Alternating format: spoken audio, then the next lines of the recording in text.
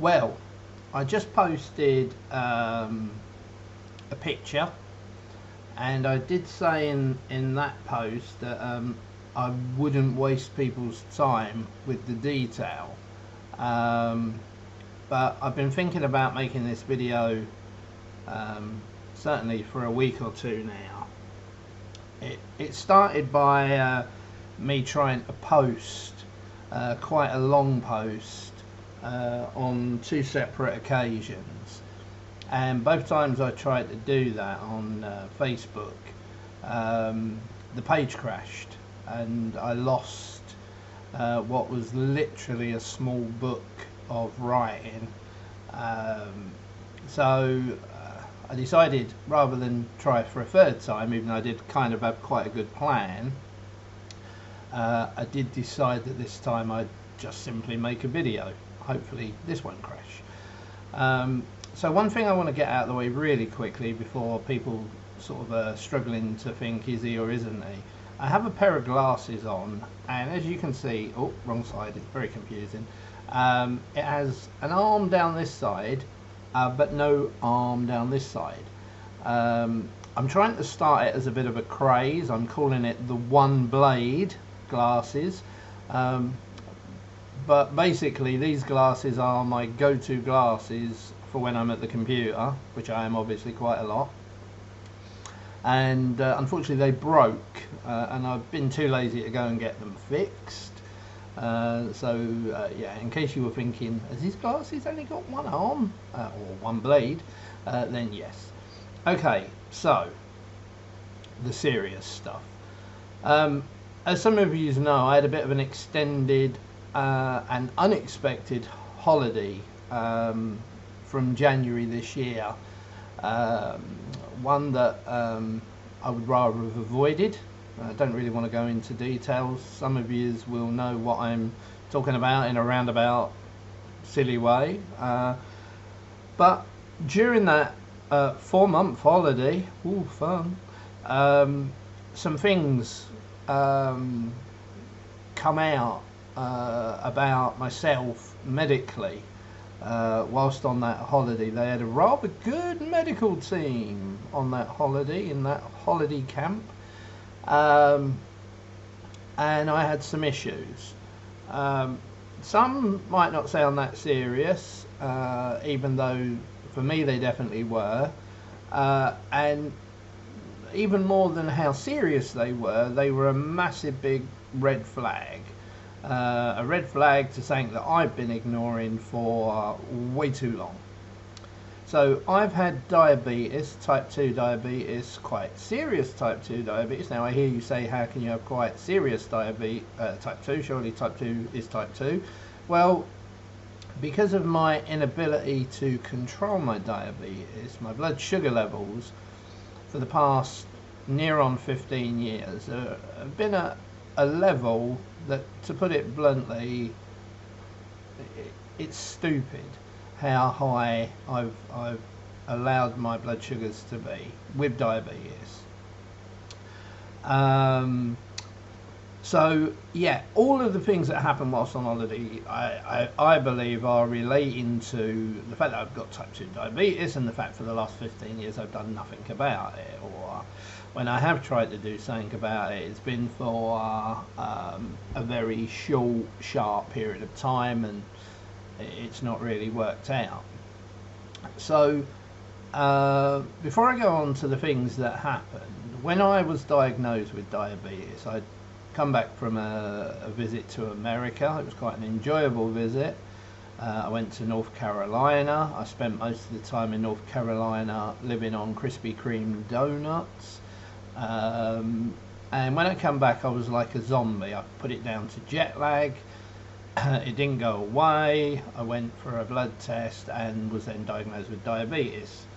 I didn't really take it seriously. I think because, again, I'm not a drinker, never drank, never been a smoker, never done drugs. Yes, I must sound really boring to a whole lot of people right now, but because I didn't do any of those things, my only vice was ever food. And consequently, to be told you've got diabetes and you can't eat all of the, or the majority of the things that you love, was a real bombshell. And I think the other thing with diabetes, and it's very much true, is you don't necessarily feel that bad on the outside. It's kind of like a silent killer. You know, you eat all of the things that you shouldn't be eating. Your BS tells you that you're in a bad place, and you still ignore it. And that's because on the outside you actually don't feel that bad. Oh, what was that voice? Where'd that come from? But you don't. And you fool yourself and you lie to yourself and you carry on eating the shit. There will be a few swear words in this video, by the way. So a year after being diagnosed, the doctor that diagnosed me, knowing that I hadn't been controlling my diabetes, called me in for quite a stern telling off. And he said something to me that for most people would be all of the motivation in the world they would need. And that was, you are either going to go blind, lose some limbs, have a heart attack, have a stroke, or a combination of those things. Now, in the grand scheme of things, that's pretty fucking scary. Because let's be honest, any one of those things is a life-changing event that you just don't come back from. If one of those things happens, you know, your life has changed, and the people around you probably has changed. You're probably going to be dependent on people, and you know, you would think if you needed motivation to take your diabetes and your blood sugars seriously, he just said all that needed to be said. Well, 14 years on, after that doctor said it, I had a meeting. I'm kind of jumping forward a bit, I've got to jump back in a minute, but I had a meeting with my now doctor, and he pretty much said word for word what that doctor had said 14 years ago. That if I don't address the situation, one of those four things, if not more than, you know, maybe more than one of them, is going to happen, and that is something that won't be irreversible. You know, it's irreversible. You know, it can't be changed. So, but what prompted me, this is the jumping back bit, was whilst on my extended holiday, I had a few medical situations happen that concerned me. One was relating to my legs and my feet, which again is a real sensitive area for a diabetic, where at one stage I could barely walk, and then when I was able to walk, I had to walk in a pair of open shoes, Crocs, little brand name drop there just in case they want to send me a few pairs if this happens to go viral in amongst the diabetic community, because I'm not only going to post it on Facebook, I am going to post this on a diabetic forum as well. But yeah, so I couldn't get my normal shoes on. Basically my feet were so swollen, I really can't describe how bad they were, but I guess the fact that I couldn't put a pair of trainers or shoes, and the Crocs were actually a size 12. I'm a size 9.5 normally, so they were pretty bad. Anyway, on top of the feet, there was some issues with my legs. I currently have a condition called lymphedema. They were concerned by the fact that I had lymphedema and I had swollen ankles. I was retaining water. They were worried that the swollen ankles would make the lymphedema worse, and I would then suffer from something called wet leg. It sounds quite funny, wet leg. Ooh. Look it up, it's not funny. It basically means random holes bursting in your legs and the retained water and blood pissing out of your legs. Hence wet legs. So that was quite concerning. But more so than that,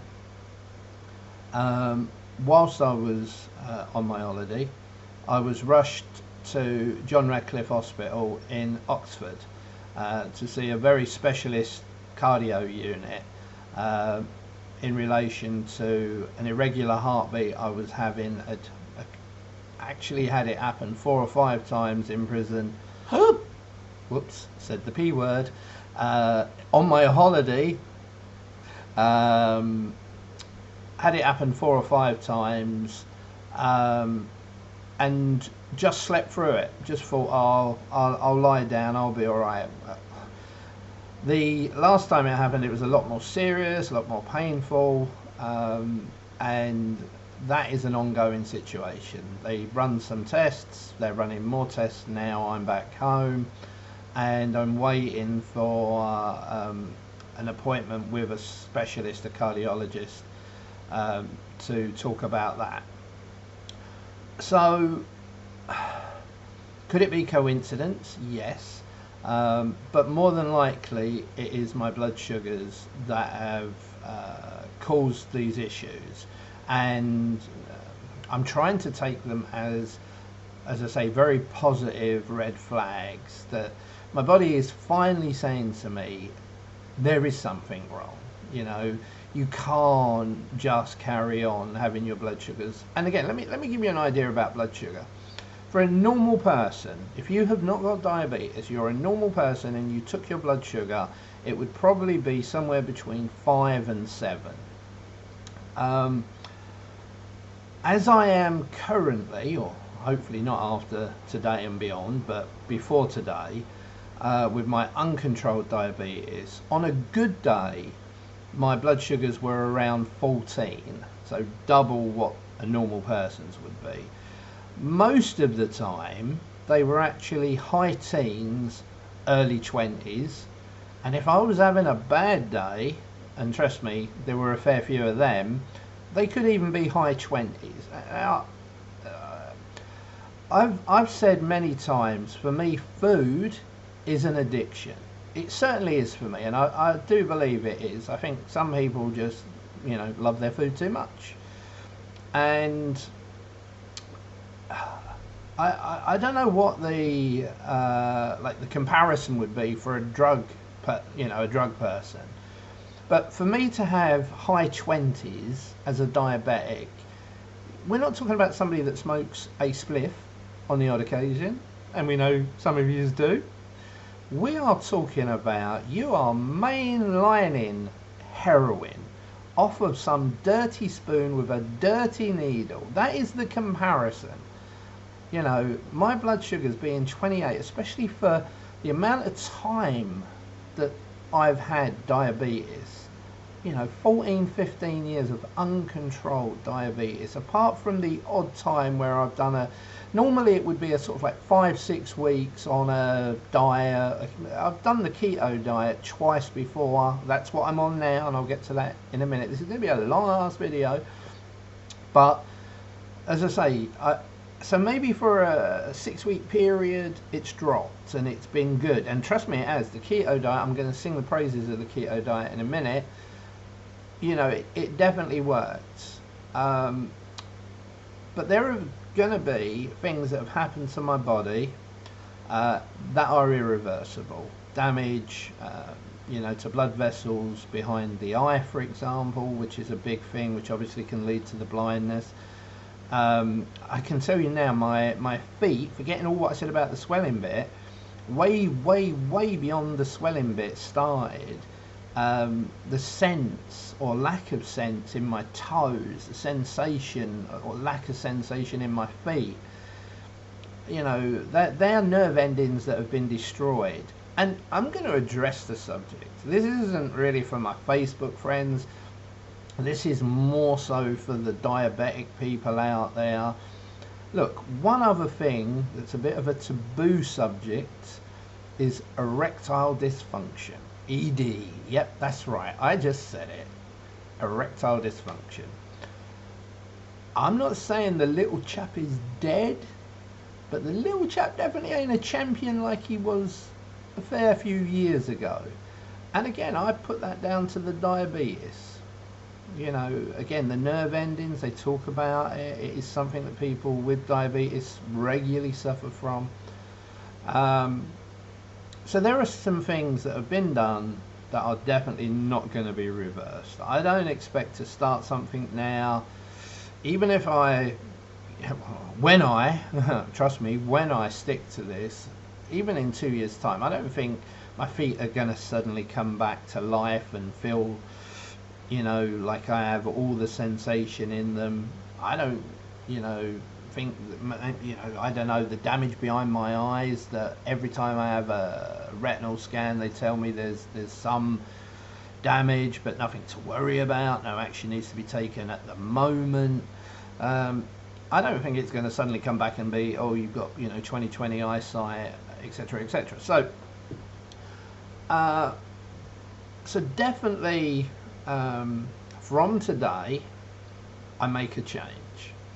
I make a change because I used to do the argument quality of life over enjoyment of life, and enjoyment of life used to always win. And what I mean by quality of life is having all your faculties, having all your limbs and your sight, and being healthy.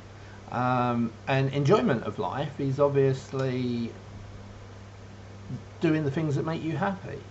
And as we've established, one of the things that makes me happy is eating. But as I say, I have to ask myself, do I want to say, oh, I'd rather live 10 years enjoying myself, but would I be enjoying myself if 2 years into that I lost my eyesight, or I lost my legs, or my hands? Of course I wouldn't. So I think quality of life, even if I'm a little bit moody because I can't eat the fresh cream donuts out of Sainsbury's, but I might live that 10 years with everything intact. In fact, I might live 20 years. I think that's the decision I've had to take over the last few days, and certainly leading up till today. I think one of the other things, finally, before I waffle on too much, I want to talk about the keto diet briefly, but just the last thing is, it's also impacted on me in a lot of ways. I'm forever tired. I'm always drowsy. My sleeping pattern's all over the place. It actually was better when I was on my holiday, and I think that was because even though I was still eating a lot of the wrong stuff, I was very limited to what I could eat. So I actually felt better in some ways when it come to sleeping pattern. I'd go to bed pretty regular time at night. I was always up at roughly around the same sort of time in the morning. I didn't have I did occasionally have a snooze, don't get me wrong, but not like here, not like I am at the moment, or I was last 4 weeks. The last 4 weeks have been a write-off for me. There would be times when I literally would fall on the bed and be unconscious by the time I hit the pillow. Some days I was sleeping 12, 13, 14 hours a day. Sometimes I'd be super awake at night, but then I'd miss the whole day. It's just been a nightmare. So I'm hoping to make some changes that help me address that and get into a regular sleeping pattern, schedule. One of the things whilst on holiday is I got into a lot of things that made up my schedule, made up my day. And again, I want to do that now I'm back from that holiday. So so the plan, and it has already started, is to go on a low carb keto diet. The last 2 times I've done that, it has brought my blood sugars down to single figures. I do believe I did the diet wrong. The keto diet, they talk about a plate, and a plate being 100%, and when you're plating up your meal, how it should be made up. And the bit I didn't know, though, is it is supposed to be 80% fat. Yep, you heard me, 80% fat, 15% protein, and 5% carbohydrates. Like I said, it's a low carb diet.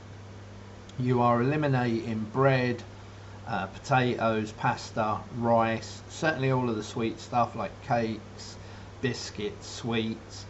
There's a few other things, but there are some really nice things you can eat. For example, most breakfasts are bacon and egg. Obviously you can have egg a million different ways, well maybe 4 or 5, but yeah, so you can have bacon and egg, sausage and egg, you can have your eggs as a omelette as I did today, you can have it as scrambled eggs, poached eggs, even fried eggs.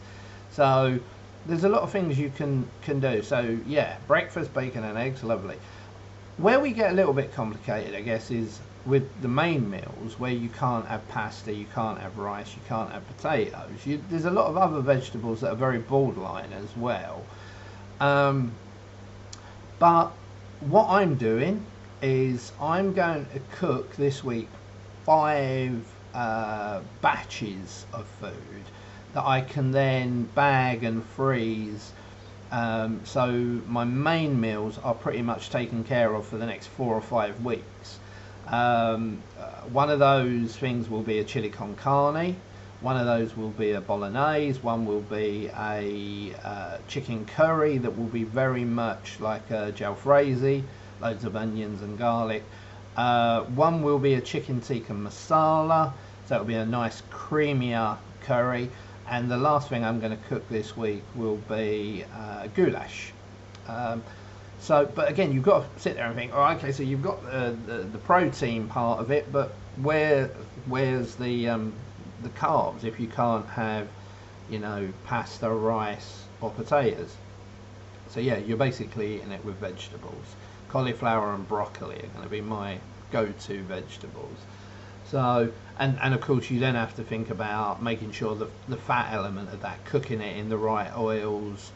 Are there things, for example, with chili con carne, I can put guacamole on top. Avocado is an amazing keto vegetable or fruit, whichever.